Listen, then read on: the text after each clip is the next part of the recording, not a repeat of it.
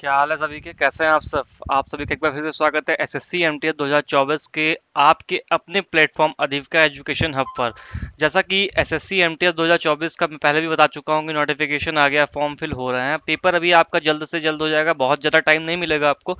उन चीज़ों को ध्यान में रखते हुए कुछ लोगों का कहना ये था कि सर टॉपिक वाइज करवाइए, बट टॉपिक वाइज चीज़ें होंगी। टॉपिक वाइज आप मुझे टॉपिक बताइए कि किस टॉपिक में आपको प्रॉब्लम हो रही है।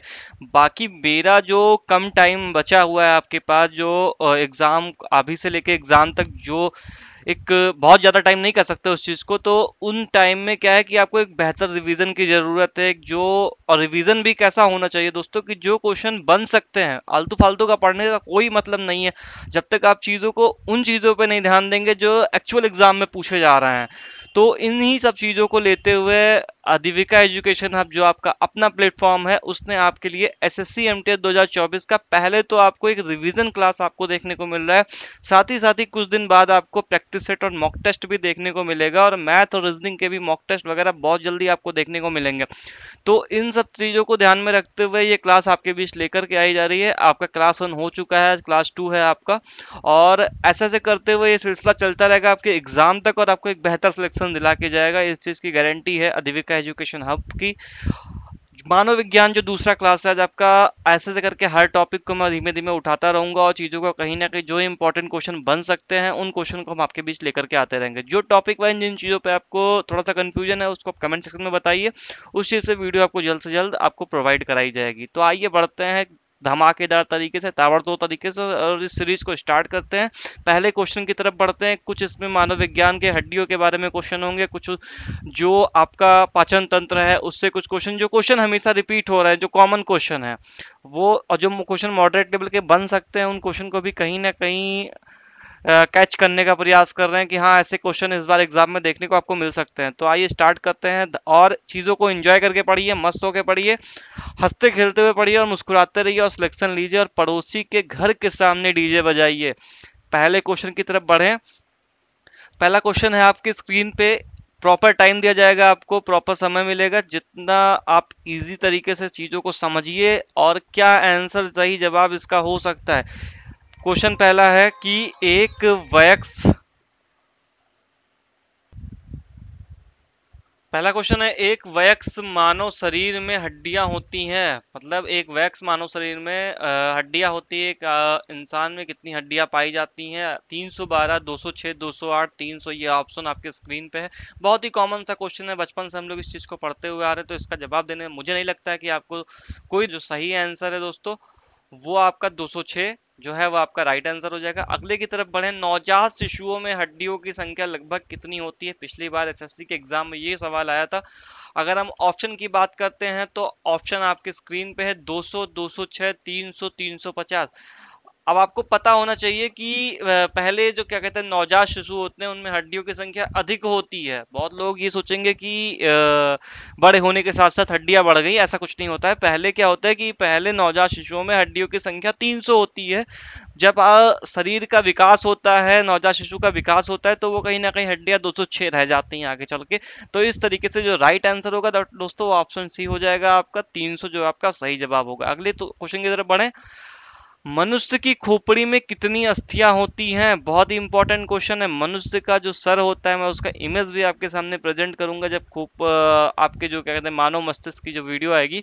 तो इसमें टोटल कितनी हड्डियां होती हैं आपको बताना है। 8 होती हैं, 30 होती हैं, 32 या 34? अगर हम सही जवाब की बात करें दोस्तों तो आपकी 8 हड्डियां होती हैं। मानव शरीर की खोपड़ी में टोटल 8 हड्डियां होती हैं, इस चीज का ध्यान रखिएगा। अगले क्वेश्चन की तरफ बढ़े।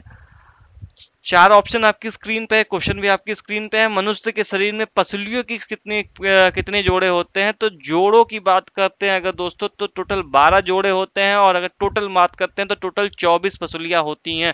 तो हड्डी पसली एक कर देंगे, ऐसे बोलते हैं लोग ना। तो 24 पसलियां होती हैं। जोड़ों की बात करें दोस्तों तो 12 जोड़ी पसलियां आपकी शरीर में पाई जाती हैं। अगले क्वेश्चन की तरफ बढ़े।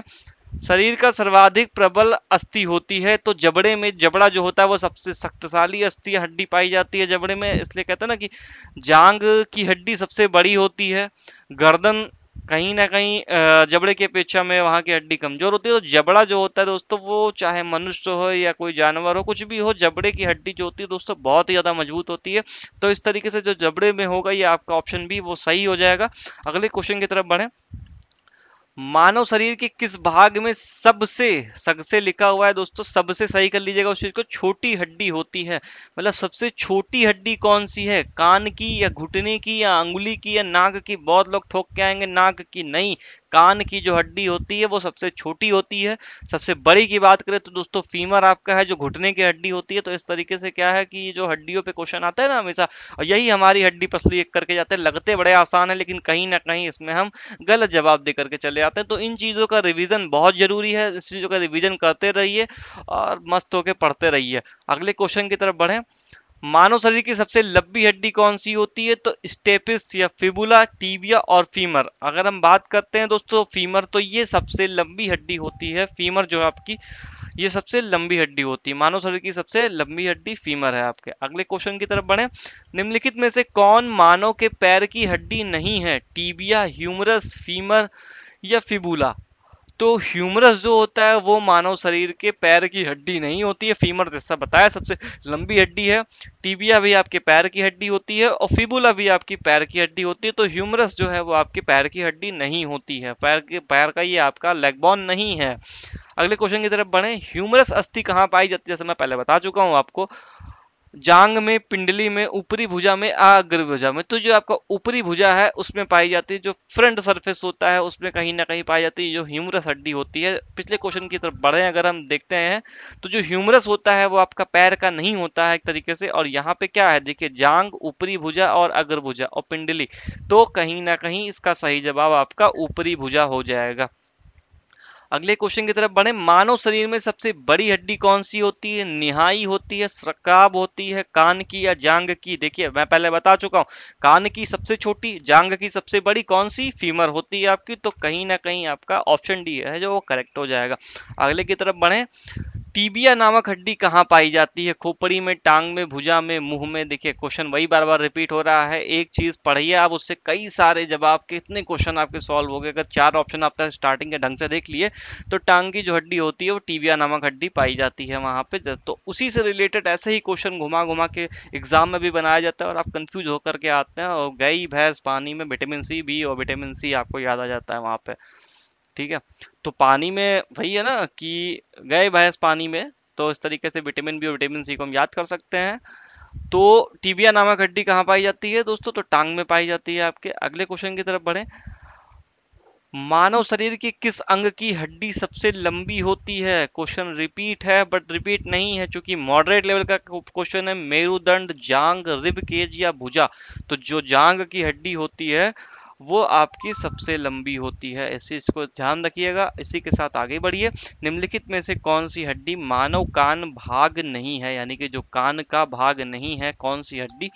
तो स्थूलक, रकाब, उर्वस्ति या ककुद?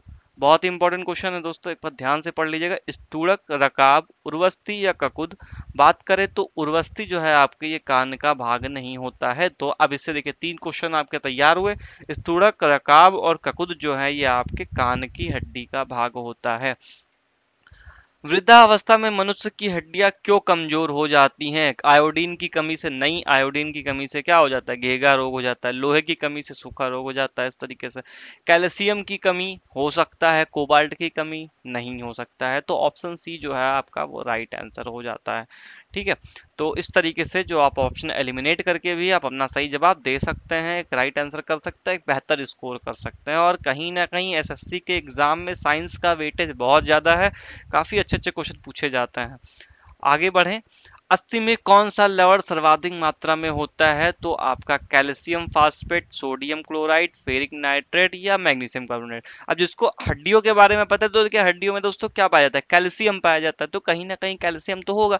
बाकी तीन ऑप्शन में आपको कहीं ना कहीं कैल्शियम नजर नहीं आ रहा है। तो इस तरीके से जो ऑप्शन आपका ए है वो राइट आंसर हो जाएगा, यानी कि कैल्शियम फास्फेट जो होता है वो सर्वाधिक मात्रा में पाया जाता है। नहीं, जैसे हड्डी अगर टूट जाती है तो डॉक्टर किस चीज की दवा देते हैं भैया? जब हड्डी टूटती है चौराहे पे तो डॉक्टर यही कहते हैं बेटा कैल्शियम की दवा खाओ, कैल्शियम की दवा देते हैं जब प्लास्टर बनता है। तो इस तरीके से आपका ऑप्शन ए राइट हो जाएगा। देखिए 10 12 15 मिनट की वीडियो है, आराम से पढ़िए, चीजें आपको याद हो जाएंगी। हैं ये 20-25 क्वेश्चन ही, बड़े 20-25 क्वेश्चन कोई जरूरी नहीं होता आपके एग्जाम में ये हूबहू यही क्वेश्चन आ जाए।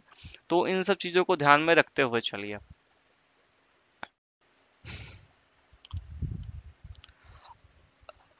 अगला क्वेश्चन है आपकी स्क्रीन पे, अस्थियों एवं पेशियों को आपस में जोड़ता है। अब देखिए यहाँ से दो क्वेश्चन बनते हैं, अस्थियों को कौन जोड़ता है, दो अस्थियों को, और अस्थियों और पेशियों को कौन जोड़ता है। तो हम जो टंडन होता है ये अस्थियों एवं पेशियों को जोड़ता है, और अगर अस्थियों की बात करते हैं तो जो लिगामेंट होता है वो अस्थियों को जोड़ता है। तो इस चीज को ध्यान रखिएगा। अगले क्वेश्चन की तरफ बढ़े, मनुष्य के जीवन काल में कितने दांत दो बार विकसित होते हैं, 4, 12, 20 या 28। अब आपको आपका बचपन याद आ जाएगा दोस्तों। बचपन में होता क्या था कि आगे के सारे दांत गायब हो जाते थे, पीछे के नीचे के सारे दांत गायब हो जाते थे। तो इस तरीके से तो वो चार तो होंगे नहीं, 28 होगा तो पूरा खत्म हो जाएगा।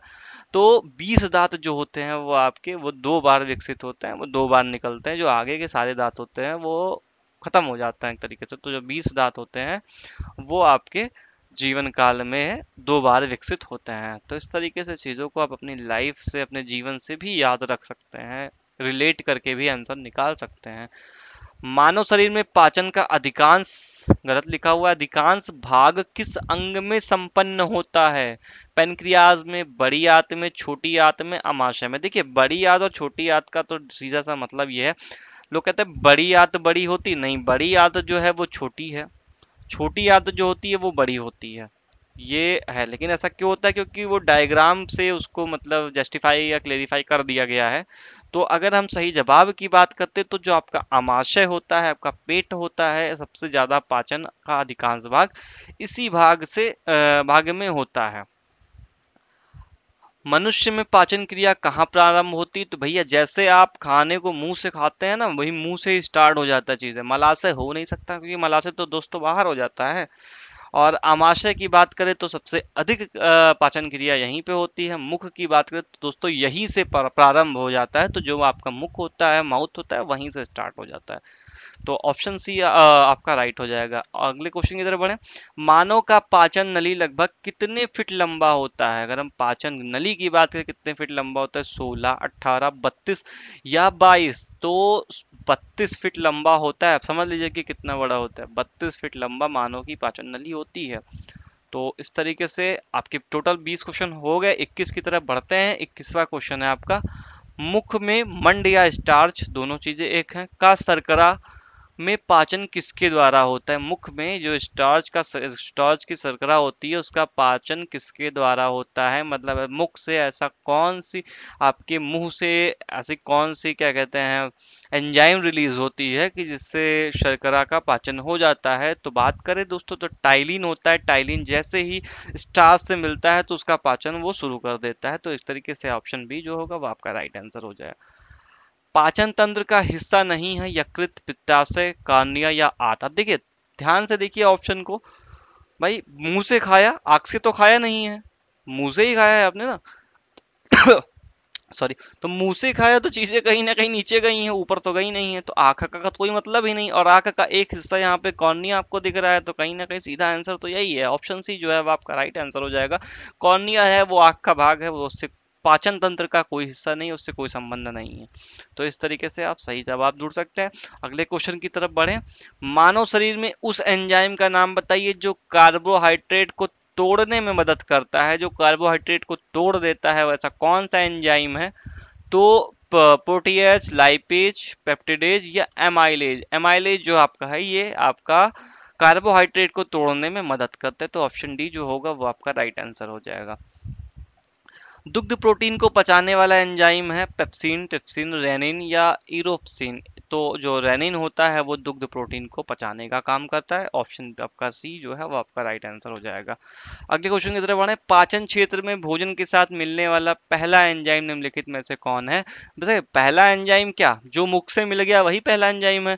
तो अगर हम बात करते हैं ऑप्शन डी एमाइलेज की, तो ये आपके मुख से ही मिल जाता है। तो कहीं ना कहीं पहला एंजाइम भोजन को पचाने में यही आपका सहयोग या मदद करता है एक तरीके से। तो जो एमाइलेज है वो आपका राइट आंसर हो जाएगा दोस्तों। तो इस तरीके से 25 क्वेश्चन जो ये आपके ह्यूमन साइंस के थे, बहुत ही इंपॉर्टेंट क्वेश्चन थे सारे। मैं ये नहीं कहता हूँ हूबहू यही क्वेश्चन आ जाएंगे, लेकिन ये भी कहना गलत नहीं होगा कि हाँ ये क्वेश्चन आपके पूछे नहीं गए हैं। तो जो अगर पूछे गए हैं तो आने की पूरी पूरी संभावना है, ये क्वेश्चन आपके एग्जाम में आ सकते हैं। तो किसी भी चीज़ को इग्नोर मत करिए। 10-15 मिनट की वीडियो है, आप उसको पीडीएफ से, वीडियो से, जैसे भी पढ़ पाइए पढ़ लीजिए, लेकिन एक बार उसको रिवीजन कर लीजिए, ताकि ये क्वेश्चन अगर आपके एग्जाम में आ जाए, भले छोटे हैं लेकिन गलत होने की संभावना उन्हीं छोटे क्वेश्चनों में होती है, और सिलेक्शन भी वही छोटे क्वेश्चन आपको दिला के जाते हैं। क्योंकि ये सारे क्वेश्चन तो हर कोई सही अटेम्प्ट करके आता है, अगर आपसे गलत हुआ तो आप पहले तो वहीं पीछे हो जाएंगे, उसके बाद जो बाकी क्वेश्चन है वो उसको सॉल्व करना, तो भाई उसमें सबको दिक्कत हो रही है। जैसे होता क्या दोस्तों, एसएससी का एक फंडा है, 25 क्वेश्चन की जीएस आती है, 25 क्वेश्चन के जीएस में 16 से 17 क्वेश्चन आपके ऐसे होते हैं जो ऑन एवरेज हर बंदा करके आता है जो आज के टाइम पे तैयारी कर रहा है। और वो 16-17 क्वेश्चन आपके इसी में ऐसे क्वेश्चन थे कि, और अगर ये 16-17 क्वेश्चन ही गलत करके आप आएंगे तो जो ये बाकी के 8-10 क्वेश्चन जो आपके बच रहे हैं उसमें हर किसी को प्रॉब्लम हो रही है। उसमें तो जो जो पढ़ के जाएगा अच्छे तरीके से वो अच्छा अटेम्प्ट करके आएगा। तो पहले तो आप यहीं पीछे हो गए, और उसके बाद अगर वो चीजें भी आपसे गलत हो गई तब तो आप सिलेक्शन से बाहर हो गए। तो इसलिए छोटे क्वेश्चन को बिल्कुल इग्नोर मत करिए, चीजों को रिवीजन करते हुए चलिए। अभी टाइम है, अभी चीजों को देख लेंगे, बेहतर तरीके से अटेम्प्ट कर पाएंगे जाकर के एग्जाम। ठीक है, अगर यह वीडियो आपको पसंद आई हो दोस्तों तो इस वीडियो को लाइक करिए, शेयर करिए, क्योंकि एक वीडियो को तैयार करने में काफ़ी टाइम, काफ़ी मेहनत, चीज़ों को, क्वेश्चन को ढूंढना निकालना, सारी चीज़ें हैं। और हम आपसे, आपकी तरफ से सिर्फ यही चाहते हैं कि अगर आपको ये वीडियो पसंद है तो वीडियो को ज़्यादा से ज़्यादा शेयर करिए, लाइक करिए, और चैनल पे नए हैं दोस्तों इस चैनल को सब्सक्राइब कर लीजिए। Thanks for watching guys, thank you so much.